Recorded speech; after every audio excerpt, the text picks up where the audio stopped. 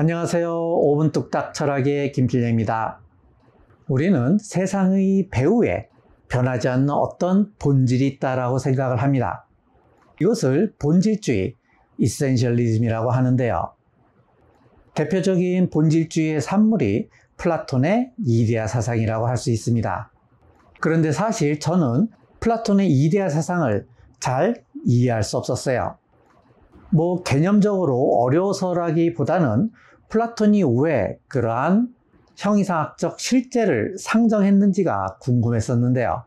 그러다 보니 플라톤이 실제로 이데아를 믿어서가 아니라 끊임없이 변하는 세상에서 불변하는 무언가가 있어야 한다는 일종의 강박이 있었거나 아니면 아테네에 만연했던 상대주의에 대항해서 어떤 절대적 기준을 제시해야 한다는 일종의 도덕선생으로서의 의무감 때문에 이데아 사상을 말한 것이 아닌가라고 추측을 하기도 했었는데요. 오늘은 이러한 질문에 좋은 대답이 될 만한 이야기를 하겠습니다.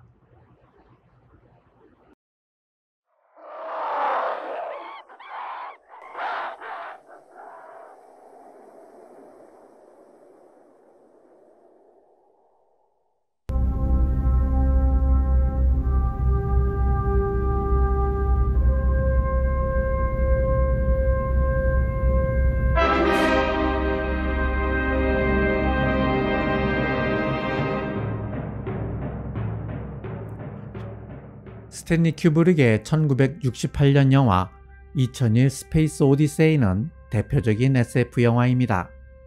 영화에서 디스커버리 1호는 목성을 향하고 있습니다. 우주선에는 승무원인 프랭크와 데이브가 타고 있고 인공지능 할이 우주선을 운행하고 있습니다. 할은 오류 없는 완벽한 인공지능인데요. 그런데 항해 중에 할은 안테나 부품에 문제가 생겼다고 진단합니다. 그런데 승무원들이 점검해 보았는데 아무 이상이 없었어요. 그래서 프랭크와 데이브는 할이 오류를 일으켰다고 판단하고 할을 끄고 이제부터는 수동으로 운항을 하자고 결정을 합니다. 프랭크와 데이브의 대화를 입술로 읽은 할은 이들을 제거하기로 결정합니다. 먼저 프랭크를 우주의 미아로 만들어버리죠. 그리고 데이브 또한 우주선 밖으로 내보냅니다. 하지만 간신히 우주선으로 들어온 데이브는 이제 할을 강제적으로 끄기로 결정합니다. 데이브는 천천히 할의 내부로 들어갑니다. 할은 데이브가 자신을 끌어오고 있다는 것을 알고 있었죠. 할의 심장부에 도달한 데이브는 할의 메모리 모듈을 하나하나씩 제거하기 시작합니다. Stop, Dave. I'm afraid. My mind is going. I can feel it. 메모리 모듈이 거의 다 빠지자 할은 갑자기 어린 시절에 배운 노래를 부르기 시작합니다. Daisy, Daisy, give me your answer too. 스페이스 오디세이에서 인공지능 할은 자신의 죽음을 두려워하는 것 같습니다. 그런데 정말로 인공지능이 두려움이라는 감정을 가질 수 있는 걸까요? 데카르트는 벽난로 앞에서 꾸벅꾸벅 졸고 있었습니다. 그런데 문득 이런 의심이 드는 겁니다. 어떤 전지전능한 사악한 악마가 내 생각을 조종하고 있는 것은 아닐까? 만약에 그렇다면 자신이 보고 있는 이 벽난로도 벽난로가 주는 이 따뜻한 온기도 모두 가짜일 수 있겠다는 생각이 드는 겁니다. 그뿐만이 아닙니다. 자신이 알고 있는 모든 지식이 다 거짓일 수 있겠다는 생각도 들었습니다. 왜냐면 그 사악한 악마가 거짓 지식을 나에게 주입한 것일 수도 있기 때문이죠. 그는 이렇게 의심할 수 있는 모든 것을 의심했습니다. 그러다가 그는 의심할 수 없는 단 하나의 사실이 있다는 것을 깨달았습니다. 그것은 내가 생각하고 있다는 사실입니다. 내가 생각하고 있을 때 내가 생각하고 있다는 사실은 의심할 수 없기 때문입니다. 그런데 내가 생각할 수 있으려면 생각하는 내가 존재해야 합니다. 그래서 그는 이런 결론에 도달합니다. 나는 생각한다. 고로 존재한다. 이때의 나는 육체를 가진 나가 아니라 생각하는 나입니다. 육체를 가진 나를 증명하기 전에 먼저 생각하는 나를 증명한 겁니다. 그래서 그는 물질과 정신, 몸과 마음이 모두 실체라는 결론에 도달했습니다. 이것을 데카르트의 심신이원론이라고 합니다. 그런데 왜 우리는 눈에 보이지 않는 이러한 정신, 영혼, 마음이라는 것이 존재한다고 생각할까요? 우리는 왜 데카르트와 같은 이원론적 사고를 하는 걸까요? 이처럼 우리는 직관적으로 눈에 보이는 것과 눈에 보이지 않는 것, 물질과 정신을 구별하는 성향을 가지고 있습니다. 그래서 우리는 어떤 대상을 단순한 물질로 보지 않고 그 이면에 마음이나 의도 또는 어떤 고유한 본질이 있다는 믿음을 자연스럽게 가지고 있습니다. 이처럼 보이지 않는 본질, 변하지 않는 본질이 있다는 입장을 본질주의, 이센셜리즘이라고 합니다. 인간은 타고난 본질주의자입니다. 서양 철학에서 면면이 내려오는 본질주의의 전통이 있습니다. 플라톤은 이데아와 현실을 나누고 이데아가 불변의 본질이라고 보았고요. 플라톤의 본질주의는 중세의 스콜라 철학으로 넘어가서 토마스 아퀴나스는 본질과 실존을 구별하고 사물의 본질을 신이 부여한 질서와 연결지었죠.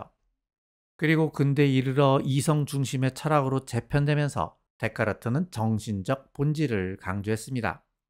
현대 철학자 크립키는 자연의 종은 본질적 속성을 가진다는 입장을 가졌습니다.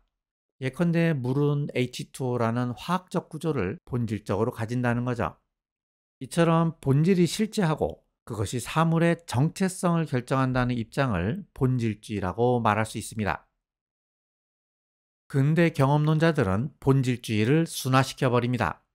로크는 본질처럼 보이는 것은 평범한 대상으로부터 추상한 명목상의 본질일 뿐이라고 말하죠. 이러한 본질주의는 버클리와 휴무로 이어지면서 점점 더 순화됩니다.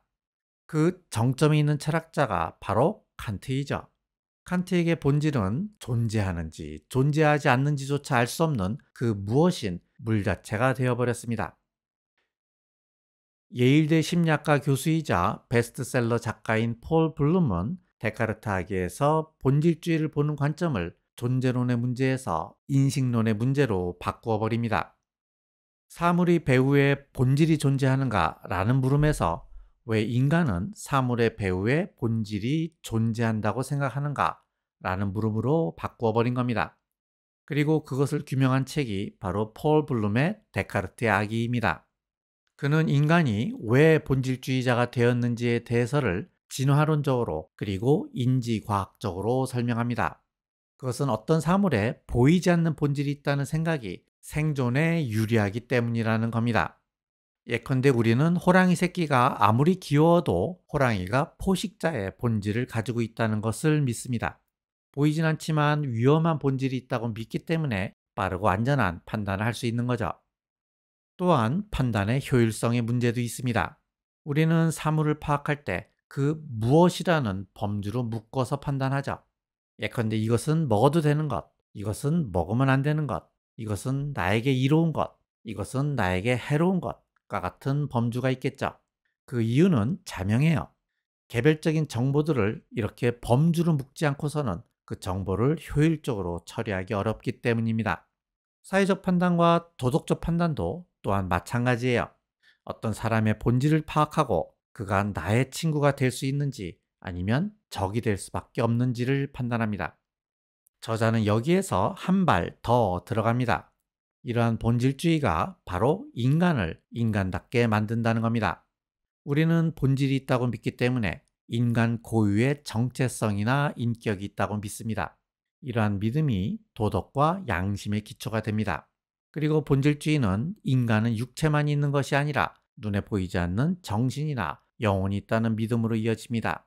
그리고 이러한 믿음은 초월적 존재, 신에 대한 믿음으로 이어지죠. 그리고 본질주의는 예술작품을 단순한 재료의 조합이 아니라 눈에 보이지 않는 창작자의 정신이 깃든 것이라고 생각하도록 만듭니다. 그래서 똑같은 작품이더라도 복제품보다 원본이 더 가치 있다고 생각합니다. 다시 말해서 예술작품이 가지는 아우라는 어떤 본질에 대한 믿음으로부터 나온다는 겁니다. 그러고 보면 본질주의는 도덕, 종교, 예술 등 인간의 문화를 형성하는 기초라고 말할 수 있습니다. 결론적으로 인간을 인간답게 만드는 것은 본질이 있다는 믿음이라는 겁니다. 그리고 그러한 믿음은 문화적 산물이 아니라 생물학적 진화의 산물에 더 가깝다는 겁니다. 폴 블룸의 데카르트의 아기는 이러한 궁금증을 어느 정도 해결해주는 실마리를 주었다고 할 수 있어요. 저자 입장을 심리적 본질주의, Psychological Essentialism이라고 할 수 있습니다. 본질주의가 만물의 배후에 어떤 본질이 존재한다고 주장하는 이론이라면, 심리적 본질주의는 우리는 왜 이러한 본질이 존재한다고 믿는지를 설명하는 이론이에요. 이것은 마치 이론 신학이 신의 존재를 설명하는 이론이라면, 마르크스의 이론은 신의 존재를 우리가 왜 믿는지를 사회 구조적으로 설명하는 이론인 것과 같습니다.